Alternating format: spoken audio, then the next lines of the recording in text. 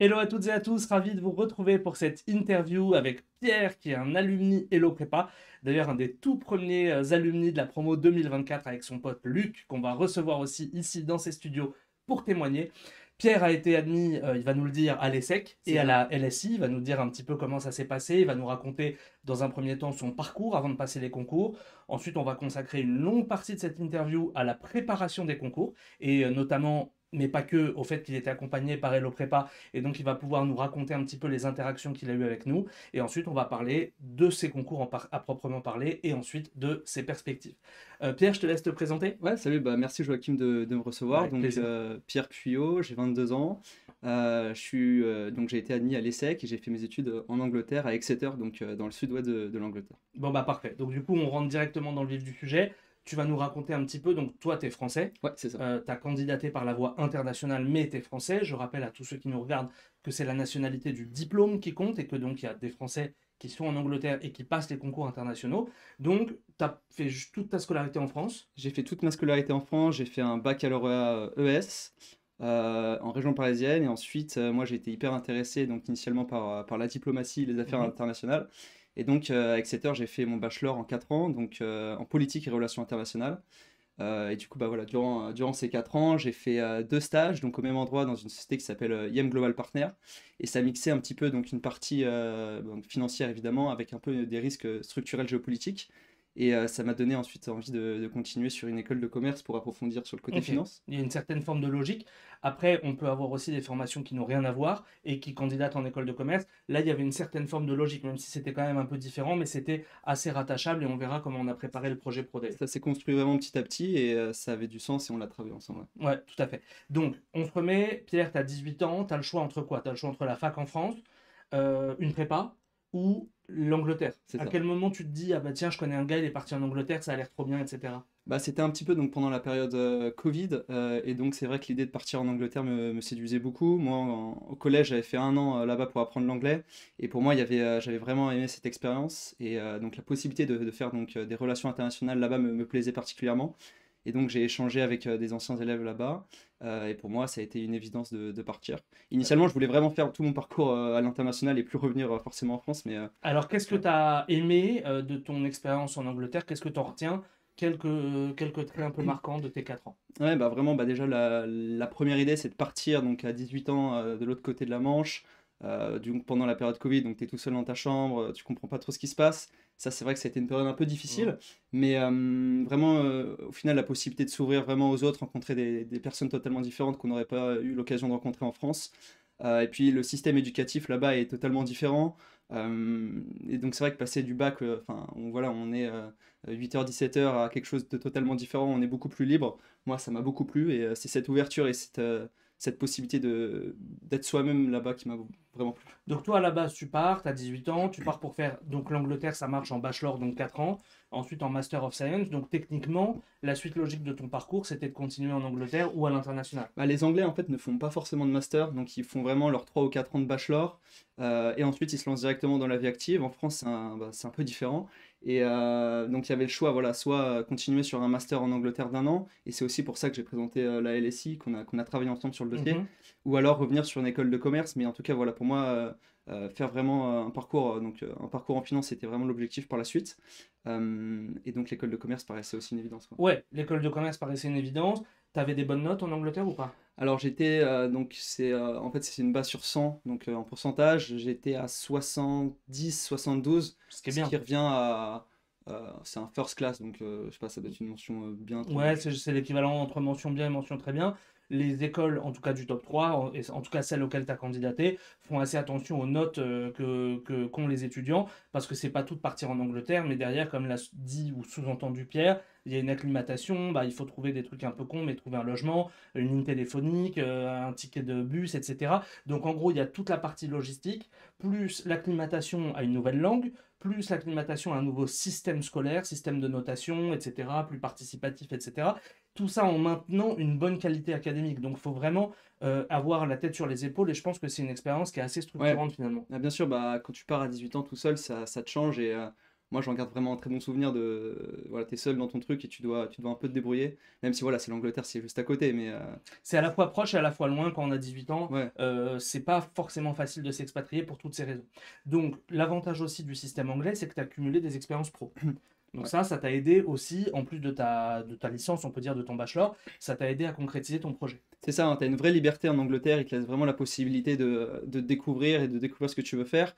Et en fait, c'est vrai que bah, voilà, moi je fais politique, relations internationales, ça n'a plus forcément un rapport avec ce que je veux faire plus tard, mais tu peux faire des stages dans des milieux qui sont totalement différents. Et en l'occurrence, là où j'ai travaillé, donc moi j'ai fait un premier stage chez eux à Londres, enfin dans la société que j'ai mentionnée, IM Global Partner, donc à la fin de ma première année à Londres. Et ensuite, je suis revenu bosser chez eux, enfin travailler chez eux pendant une année. Et donc oui, tu as cette possibilité vraiment de découvrir plein de choses, que ce soit aussi avec le monde associatif, je pense qu'on y reviendra Ouais, après. carrément. Et à quel moment tu te dis, bah, ok, maintenant j'ai mon bachelor, je pourrais techniquement aller bosser. Je crois même que ton stage, il t'avait proposé un peu de poursuivre en boulot, enfin en tout cas que tu avais des possibilités de t'insérer dans la vie pro. Qu'est-ce qui te fait dire à ce moment-là, bah, moi maintenant il faut que je complète avec un top 3 ESSEC SCP ou avec la LSI qu'on a préparée Bien aussi. sûr. Donc moi je vais graduer, donc je vais être graduate d'Exeter donc là dans les prochaines semaines, en juin 24. Et donc pour moi l'idée c'était de maintenant d'avoir un support académique en finance sur ce que je veux faire plus tard, ce que je n'avais pas avec Exeter vu que c'était donc politique relations internationales. Et donc pour moi il me fallait un support académique théorique en finance. Et c'est la raison pour laquelle bah, voilà, l'ESSEC en top 3 me permet de l'avoir. Et j'imagine que tu t'es posé la question par rapport au Master in Finance, qui est une question que se posent Ouais. beaucoup les étudiants. Est-ce que je vais faire un an de spécialisation, ce sera plus rapide, plus court, moins cher, ou est-ce que je vais faire le full package, c'est-à-dire le programme grande école? Ouais, tu as cette possibilité voilà, de te spécialiser directement. Je pense que l'avantage aussi du Master in Management, donc le PGE à l'ESSEC, c'est que tu as voilà, cette possibilité d'alterner aussi avec d'autres cours, ou alors faire de l'alternance aussi, donc sur une période qui est aussi plus longue. Donc sur certaines matières que tu n'as pas découvert, donc en l'occurrence Mhm. sur ce que j'ai fait, etc., c'est vrai que tu as cette possibilité de découvrir plus de choses. Et donc c'est ce qui me manquait, et, donc très heureux de l'avoir. Donc, tu repères en gros des écoles qui te plaisent. Bon, évidemment, le top 3 français, quelques écoles aussi en Angleterre. On a parlé de la LSI tout à l'heure. Tu fais en gros un plan un peu target. Et comment tu passes de ce plan target à bon, bah vas-y, maintenant c'est parti, on commence la candidature, quoi. Donc alors, c'était à l'issue de mon stage donc, que j'ai fini en mai 2023. Et donc, Donc, juste pour être clair, à peu près un an avant ton voilà, c'est admission, en ça. gros, pour faire En fait, simple. j'ai fait les 2 premières années d'études à Exeter. La troisième année est dédiée à faire un stage. La quatrième année, tu reviens pour finir ton bachelor. Et donc là, tu as terminé ça et il te restait un an, Il me grosso restait un an. modo, avant Voilà. l'admission, quoi. Il me restait un an avant l'admission. Et donc, moi, c'était un projet que j'ai travaillé dès la deuxième année. Donc, qu'est-ce que je vais faire par la suite? Donc, c'est vrai qu'il y avait cette possibilité donc, de soit faire le Taj Mahal, soit de faire le GMAT. On en rediscutera peut-être après, mais voilà, pour moi, au final, l'idée de faire le Taj Mahal avait plus de sens par rapport à ce que je voulais faire en France. Par exemple, tu vois, la LSI ne le demandait pas au final, le GMAT, donc Mhm. le Taj Mahal était une évidence pour moi. Et donc, voilà, je me prépare. Je finis mon stage en mai 2023 et j'avais une première date de passage pour le Taj Mahal un mois après, donc c'était mi-juin. Donc, dernier passage du premier Ouais, semestre de c'est l'année ça. d'avant. Et donc là, l'objectif pour moi, c'était vraiment de découvrir un petit peu le test. Je pense que je n'étais pas le premier à le faire ça, mais voilà. Mhm. Non, mais très bonne J'avais, idée. j'avais, j'avais donc acheté votre livre, donc le grand manuel du Taj Mahal. J'avais bossé un peu dans mon coin pendant 3 semaines, un mois. Et donc, je passe, voilà, ce premier. Donc tu passes à la fois pour découvrir et à la fois dans le secret espoir aussi de se dire bon, on sait jamais, ça se trouve je vais avoir une bonne Je note. m'attendais pas à grand-chose, mais ouais. Et finalement, en fait, c'était vraiment salutaire d'avoir passé ce test parce que je pense que ça t'a fait prendre conscience de la quantité et de Ouais. la qualité du travail qu'il fallait fournir parce que tu as eu un score assez décevant. Bah, j'ai eu 250, donc pour un premier passage, je pense que tu C'est juges, mais correct voilà. pour un premier passage, mais du coup, ça mesure aussi la Ouais, distance. En gros, pour un top 3 il faut grosso modo viser à peu près 350, 380, 400 selon les profils. Un petit peu moins en candidature internationale parce qu'il y a moins de concurrence sur le Taj Mahal. Mais grosso modo, bah, ça mesure les 100, 120 points qui te manquent. Et là, tu te dis, bah, finalement, je vais peut-être pas y arriver tout seul, c'est ça? bah, c'est ça. Et donc, on en vient à un appel que j'ai eu avec Joachim. Donc, j'avais acheté donc votre ouvrage, donc le grand Yes. manuel qui est écrit avec Arnaud. Et donc, je vous ai contacté après cet achat. Moi, j'ai directement compris le cadre dans lequel vous étiez en termes de méthodologie de travail avec ce livre. Et donc, je savais, avant même de vous contacter, comment vous fonctionniez un petit peu en termes Mhm. de sérieux. Pour moi, c'était évident de prendre une prépa, de me préparer sérieusement sur ces concours qui sont très sélectifs au final.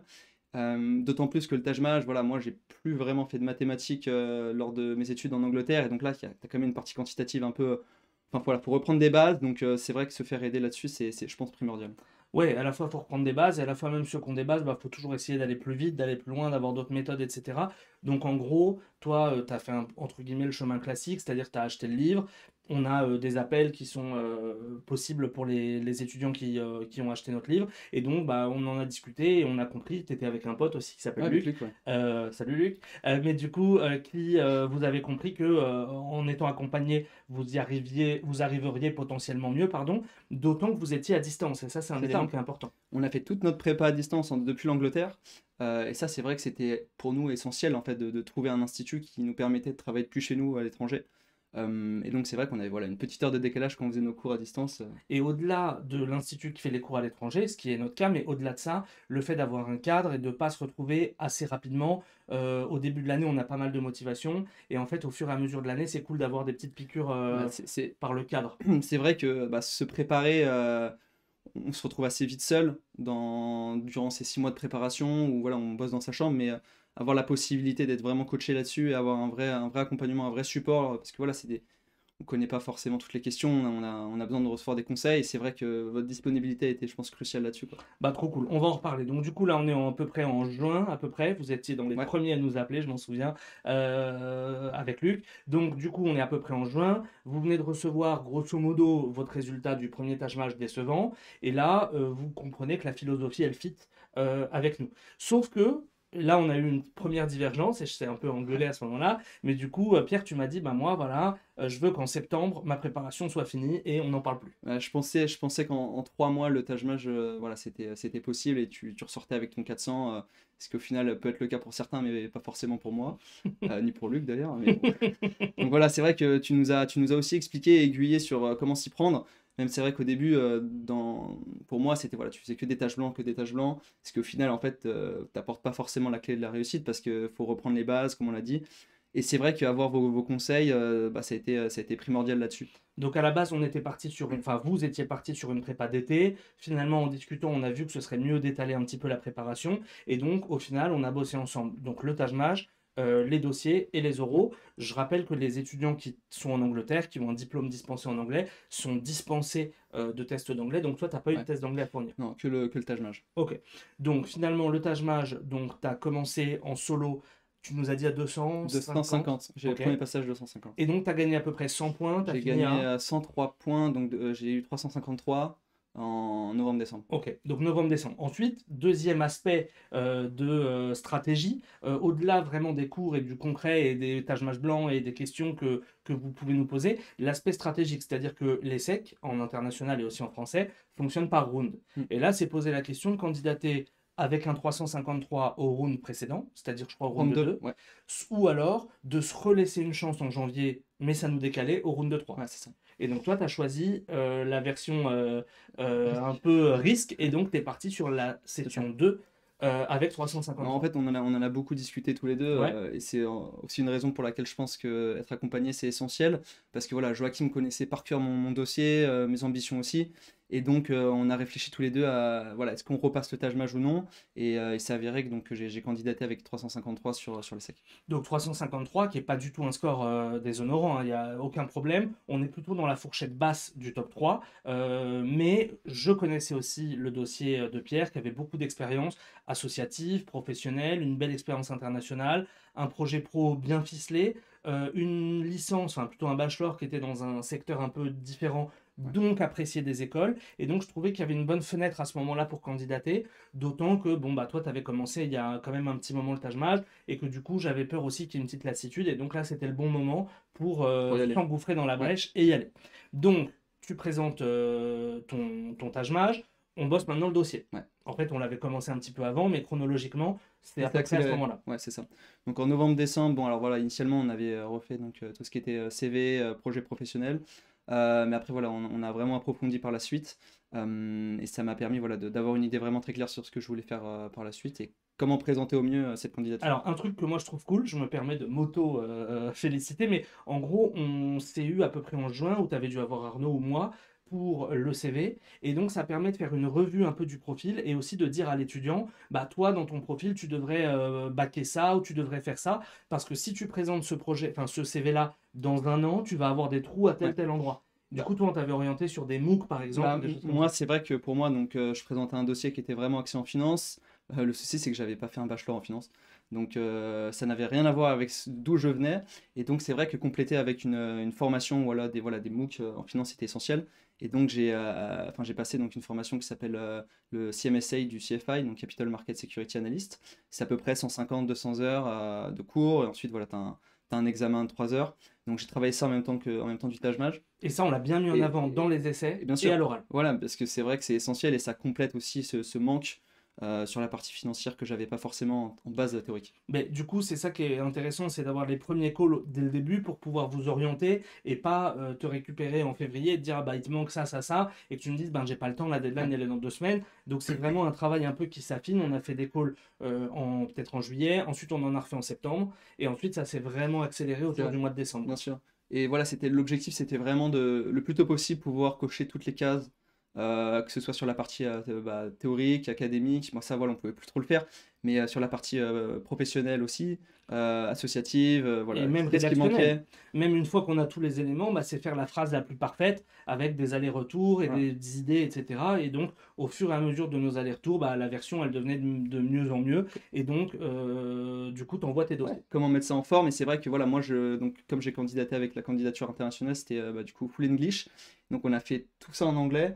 J'ai apprécié ton accent aussi, mais Yes. voilà, on a tout fait, No on problème. a tout fait en anglais, que ce soit sur les dossiers et les euros. Ouais. Je te trouve dur de me charrier Non, sur non, mais l'accent il est parce que magnifique là, moi. pour un Français qui a passé 4 ans en Angleterre, je ne te lancerai pas Je sais, sur je l'anglais sais. là-dessus. Mais blague à part, oui, on fait tout en anglais, Ouais, évidemment, parce que le but, c'est que le rendu, il soit dans la langue, évidemment, du rendu. Et aussi, en anglais, en général, on peut dire plus de choses dans le même nombre de mots. Donc, on fait toujours en anglais mm, direct si c'est en anglais. Et comme les entretiens, d'ailleurs, on avait fait en ouais, anglais. ouais. Donc, on envoie ces candidatures. Donc, on a un 353 au Taj Mahal. On n'a pas de TOEIC à présenter et on envoie un dossier géopolitique mixé à de la finance. Ouais. Géopolitique, je l'ai déjà. Finance, je viens de chercher chez vous. Et d'ailleurs, j'ai déjà montré une appétence pour la finance avec le CMSA. CMSA, exactement. Donc, ça montre une certaine cohérence, une certaine curiosité. Donc là, tu reçois tes résultats. La magie des concours fait que ESCP, ça le fait pas, mais ESSEC, ça le fait Ouais, et LSI. c'est ça. Bah, je pensais que justement l'inverse, en tout cas sur l'ESSEC, je pensais que ça allait être compliqué, mais sur le SCP, je pensais avoir plus de chance, ce qui n'a pas été le cas au final. Et aussi, voilà, LSI qui était vraiment une fac en Angleterre, à Londres, qui me plaisait énormément, et on a travaillé ça sur les dossiers aussi. Donc, les dossiers, on les a bossés donc, sur toutes les écoles. Finalement, tu as été admis à l'ESSEC, EDEC. ESSEC, EDEC, EM Lyon et LSI. Ok. Et donc, à la fin, ton choix, j'imagine, il s'est fait entre ESSEC et LSI. Ouais. Et donc, qu'est-ce qui t'a amené à choisir ESSEC finalement? Bah, déjà la possibilité, alors voilà, LSI c'était en un an, alors que l'ESSEC c'était en 2 ans. Moi c'était une formule qui me plaisait plus. Tu avais aussi la possibilité donc à l'ESSEC de faire de l'alternance. Donc voilà, ça c'est quelque chose que j'envisage aussi. Euh, et voilà, le fait aussi de revenir en France me plaisait. Je sais que enfin, j'imagine avoir par la suite la possibilité de potentiellement de revenir après en Angleterre, mais voilà, revenir en France ça me plaisait aussi. Ouais. Ouais, donc moi je trouve ça intéressant ce qu'a dit Pierre parce qu'il y a toujours une notion de profil. On m'a dit que mon profil il plairait à telle école, etc. Essayez de pas trop rentrer là-dedans. Faites vos candidatures à fond sur toutes les écoles. Et Pierre, effectivement, c'est vrai que si on m'avait demandé de dire, tu avais plus un profil, en tout cas à l'admissibilité, un profil ESCP qu'un profil ESSEC. Ouais, Et finalement, c'est exactement l'inverse qui s'est passé parce qu'on peut tomber sur un correcteur qui a moins d'affinité, on peut passer juste après un candidat excellent dans la pile des dossiers ou alors l'inverse. Bref, il y a vraiment une espèce de magie, entre guillemets, des concours qui fait que vous devez candidater à plusieurs concours et surtout, vous ne devez pas vous censurer parce que peut-être que si on avait trop réfléchi, on se serait peut-être dit, ben non, je candidate à la session suivante, etc. Et après, on n'aurait jamais su ce que ça aurait donné. Donc, croyez en vos chances, ouais, candidatez, et évidemment, bah, si vous avez besoin de conseils, on est là pour ça. Et donc, tu es admissible. c'est ça. Tu es admissible, tu vas passer tes euros. C'est ça, donc alors donc on avait voilà, évidemment travaillé toute la partie dossier, donc je savais déjà comment formuler, etc. Mais on a fait donc 3 ou 4 euros blancs ensemble. On a aussi fait un oral blanc avec Dylan Rodriguez Mhm, aussi, voilà, mhm. que tu avais préparé initialement, Dédicace à Dylan. qui était un ancien de l'ESSEC, avec un projet très finance. Donc c'est vrai j'ai pu mixer entre toi et Dylan, donc pour m'apporter vraiment une vision vraiment globale Ouais. de quoi attendre à l'ESSEC. Et ne pas stéréotyper le discours. Parfois, le fait qu'on se connaisse, on a fait les dossiers ensemble, on a fait le Taj ensemble, on chatte par WhatsApp H24. Il faudrait qu'on compte les messages par élève. Mais du coup, c'est vrai que parfois, on se dit, ah bah tiens, je vais dire ça, ça va plaire à Joachim, je sais qu'il aime bien quand on dit ça, etc.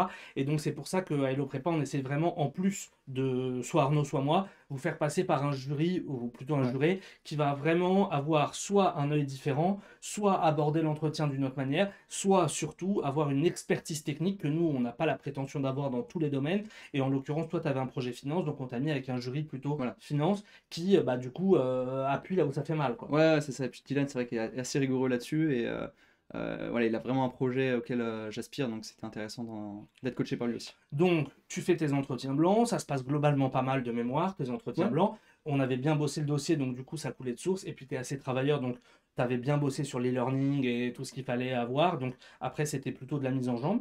Et arrive ton oral officiel. C'est ça. Donc c'était début février. Donc j'avais une semaine à peu près entre la date d'admissibilité pardon, et la date de l'oral. Mhm. Donc ça me laissait une semaine de préparation. Et donc on a préparé ça ensemble. Et puis voilà, l'oral de l'ESSEC c'était donc que en anglais sur 45 minutes, 1 heure, Distance. en distance. Il y avait 3 jurys, un élève, un professeur et un alumni. Alors raconte, est-ce que c'était globalement ce qu'on a vu ensemble, mais avec des variantes? Est-ce que c'était tout à fait n'importe quoi en termes de forme? Ça s'est passé comment? Alors bah évidemment on a travaillé, on a fait beaucoup de questions ensemble, donc je suis arrivé quand même suffisamment préparé. Du moins il y avait moins cette anxiété de se sentir un petit peu lâché dans la nature. Voilà, je savais à peu près à quoi m'attendre. Donc d'autant plus que, enfin voilà, de ce qu'on a discuté, l'oral de l'ESSEC est quand même assez compétitif. Mhm, mhm. 45 minutes, 1 heure. Plus Euh, la qualité des concurrents aussi, voilà, tout simplement. voilà. Donc on passe quand même avec d'autres candidats internationaux, donc ça fait du monde. Enfin bref, donc voilà, pendant 45 minutes, 1 heure, on fait l'oral, donc en anglais, sur des questions qui étaient très variées. Donc il y a eu des questions qui étaient hyper déstabilisantes. Par exemple, enfin, si je peux donner un conseil, Carrément, voilà, on carrément. m'a demandé, voilà, comment vous feriez pour séduire une femme au restaurant. On m'a demandé, enfin moi j'avais fait un peu de rugby quand j'étais plus jeune, donc on m'avait demandé, voilà, pourquoi est-ce que on dit que le foot c'est pratiqué par enfin, des voyous et le Ouais, rugby par des par des gentlemen. Enfin voilà, gentlemen. voilà, donc des questions qui sont vraiment pas en Hors cadre, rapport en avec, fait. voilà. Ouais, ouais, c'est Et on ça. attend vraiment une réponse. Pourquoi tu fais de la politique? Pourquoi est-ce qu'on dit que les politiciens sont de cette manière, etc. Donc voilà. Et à côté de ça, il y avait aussi évidemment des questions beaucoup plus en rapport avec ce que je voulais faire, donc des questions un peu techniques en finance.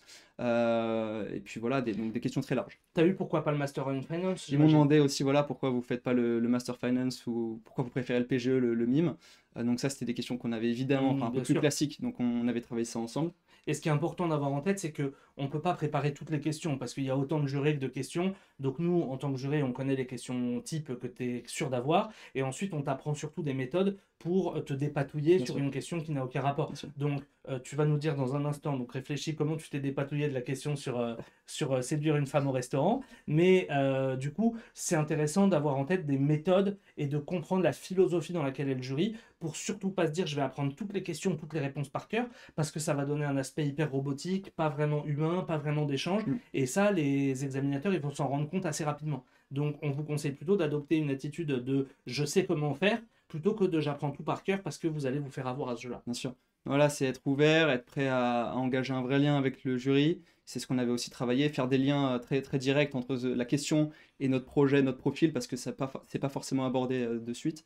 Donc c'est hyper important d'être préparé là-dessus et je pense que ça fait vraiment la différence le jour J. Ouais, carrément. Donc, est-ce que tu as senti que ton oral il se passait bien, moyen, middle? J'ai senti, si tu veux, une vraie volonté de me déstabiliser. Pendant une petite heure, c'était, voilà, on me prenait au corps et c'était vraiment l'objectif, c'était d'appuyer sur les points qui pouvaient potentiellement faire mal. Mhm. Donc, faut déjà, je pense, évidemment bien se connaître et bien connaître la forme de cet oral. Euh, Être capable, voilà, d'échanger parfaitement en anglais, donc dans une autre langue que sa langue natale, faire des liens, pouvoir échanger et mettre en forme toutes les idées qu'on a. Donc c'est Mais vrai. en sortant, tu t'es pas dit c'est dans la poche, Ah, pas c'est du bon. tout. Non, non, non, non, pendant. En fait, si tu veux, Bon, déjà, t'es pas de ce genre-là, déjà, mais en non, mais plus, voilà, comme on l'a dit, voilà, tout peut se passer. C'est vrai que j'ai eu cette sensation d'être mis en difficulté, mais d'un autre côté, en sortant de l'oral, j'avais quand même aussi j'avais eu de bonnes sensations, j'avais senti quelque chose de positif. Bon, après, voilà, c'est que des émotions, donc ça veut rien dire. Et puis voilà, après 2 semaines après, j'ai été admis, donc c'était positif. donc admis à l'ESSEC. Donc finalement, on a retracé à peu près un an. Enfin, grosso modo, premier contact fin mai, début juin de l'année d'avant, et ton admission en février. Admission en février, ouais, c'est ça. Ok. Donc il y a eu 6 gros mois.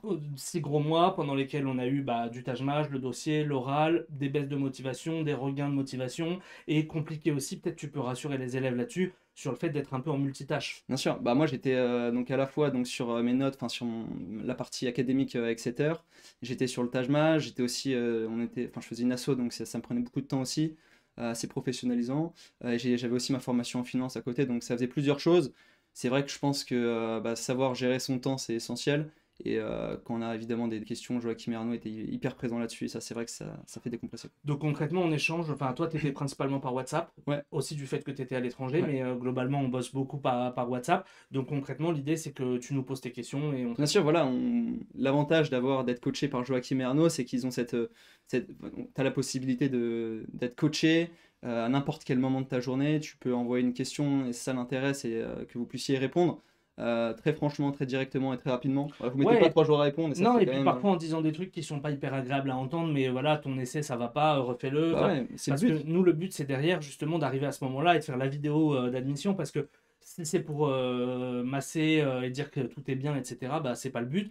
Nous, on est là pour vraiment vous aider au maximum en notre âme et conscience, et on essaye vraiment de le faire de manière personnalisée. Ce que je dis à Pierre, qui s'est préparé avec son pote Luc, c'est pas la même chose que ce que je vais dire à Luc, parce que c'est pas forcément le même profil, c'est pas aussi les mêmes personnalités, il faut aussi cerner. Il y en a, ils aiment bien qu'on les pousse, qu'on les charrie. Il y en a, ils préfèrent qu'on les rassure, qu'on leur dise que ça va bien se passer, etc. Donc c'est aussi de sentir Ouais, qu'est-ce qui va marcher à quel moment pour un peu piquer et que ça reparte bien pour sûr. 3 semaines de Bah, de travail, toute quoi. manière, pendant pratiquement une petite année, voilà, on a beaucoup échangé. Tu connaissais mes aspirations, tu connaissais mes faiblesses. Donc, évidemment, être coaché, être challengé, c'est important. Ouais. Parfait. Maintenant, t'as intégré l'ESSEC, tu avais présenté un projet autour de, tu nous l'as dit, de la géopolitique, Voilà. etc. Est-ce que tu es avancé là-dedans? Est-ce que tu es parti sur autre chose? T'en es où là? Donc moi, le projet que j'ai défendu, c'était, enfin, moi, j'aspire à être donc, portfolio manager sur les marchés émergents. Donc, tu as évidemment un risque structurel géopolitique important en plus d'un aspect financier. Évidemment. Et ça, c'est donc la candidature que j'ai défendue. Et donc, je pense que l'ESSEC me permettra de le faire, quoi. Parfait. Donc là, tu vas faire ta rentrée. Tu nous as parlé tout à l'heure d'une possibilité d'alternance. C'était un L'alternance. des trucs qui te plaisait à Voilà. l'ESSEC C'est aussi. vrai que la possibilité de faire de l'alternance, d'un point de vue financier comme d'un point de vue professionnel, c'est quand même très enrichissant. Et ça, c'est une des forces qu'a l'ESSEC en termes de possibilités. Ouais. Ok.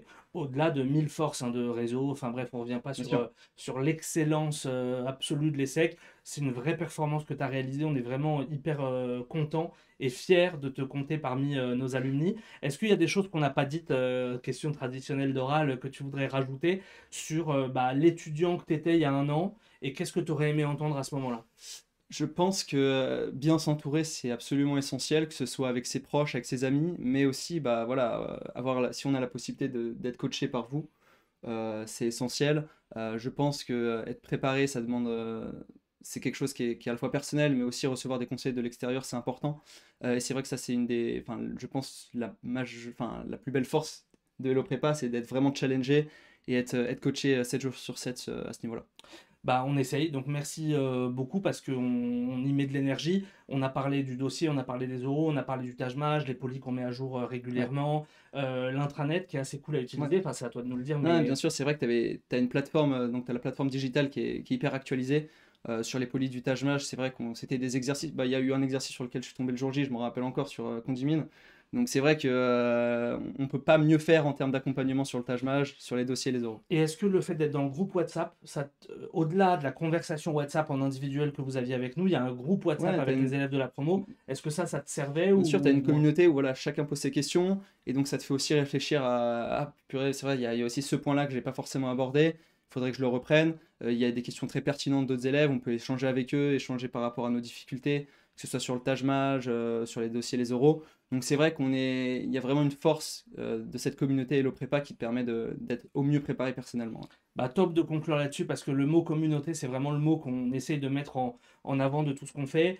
Les jurés que vous allez rencontrer si vous venez à Hello Prépa sont pour la plupart des anciens ou un minima des gens qu'on connaît depuis 10 ans. On a une confiance absolue en eux. La communauté, c'est aussi les groupes WhatsApp, l'entraide entre les étudiants. On a des très beaux scores d'intégration par promo parce que les étudiants, ils ont bien compris que, bon, certes, vous êtes en concurrence indirect, mais que la concurrence, elle se fait Bien surtout sûr. avec l'extérieur, et qu'en fait, si vous venez dans les week-ends d'Euro ou les week-ends Taj-Maj, vous verrez qu'il y a une super bonne émulation, un super bel esprit de communauté, ça se partage les fiches, ça se donne des Ouais. indications, etc.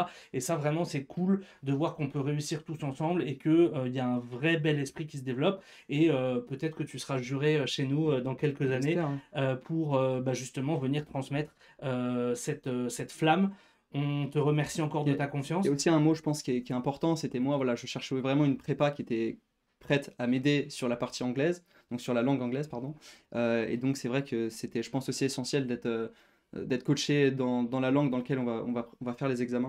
Donc, ça, c'est Ouais, important. et ça nous fait revenir aussi sur un tout petit point on a évoqué, mais sans trop revenir, et je me permets de revenir dessus. Tu nous as parlé de Taj Mahal versus GMAT. Toi, t'as beau avoir fait 4 ans en Angleterre, tu restes francophone, Bien sûr. comme le cas de beaucoup de personnes qui nous regardent. Et du coup, le GMAT implique, en plus d'une difficulté intrinsèque qui est plus grande, implique une maîtrise parfaite de l'anglais. Et je trouve que c'est rajouter de la difficulté là où il n'y a pas besoin, quoi. Sur les parties verbales, c'est vrai que enfin, voilà, c'est encore plus complexe que le Taj Mahal, étant donné qu'il y a voilà, cette barrière de la langue. Même lorsqu'on parle bien anglais, qu'on a fait 4 ans en Angleterre, il y a des subtilités qui sont complexes à avoir. On le voit même sur la partie française du Taj C'est Mahal. comme en français Taj Mahal, tout le Voilà. monde parle français, mais finalement, on n'a pas des Ouais, méga bien bons sûr. scores. Donc, Et donc, voilà, moi, les écoles auxquelles je prétendais pouvoir être admis demandaient essentiellement le Taj Mahal, et LSI, qui est une école anglaise, me demandait pas forcément le GMAT, donc ça a plus de Donc, sens. parfois, ce qu'on entend, et peut-être que toi tu l'as entendu auprès de tes potes, ou peut-être que tu as eu cette réflexion, c'est de dire bah, je vais passer le GMAT parce que ça me laisse plus de portes ouvertes. Et en fait, finalement, ce qu'on constate, c'est qu'on a des moins bons scores en GMAT, donc on a plein de portes qui sont ouvertes, mais que finalement on n'arrive pas à pousser, alors qu'en travaillant bien, on peut avoir un meilleur score C'est en ça, Taj Mahal et avoir peut-être un tout petit peu moins de portes ouvertes, mais au moins aller au bout bien sûr. du chemin, quoi. À moins que tu veuilles faire ton MBA aux États-Unis à Stanford, mais là, voilà, c'est quelque chose de différent. Mais c'est vrai que le Taj Mahal, donc, trouve déjà toutes les écoles en France. Après, si c'est des écoles en Angleterre, tu as la possibilité de ne passer justement aucun examen préalable.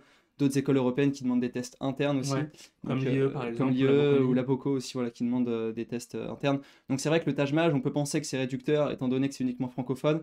Au final, quand on y réfléchit plus en profondeur, c'est vrai que c'est pas forcément le cas.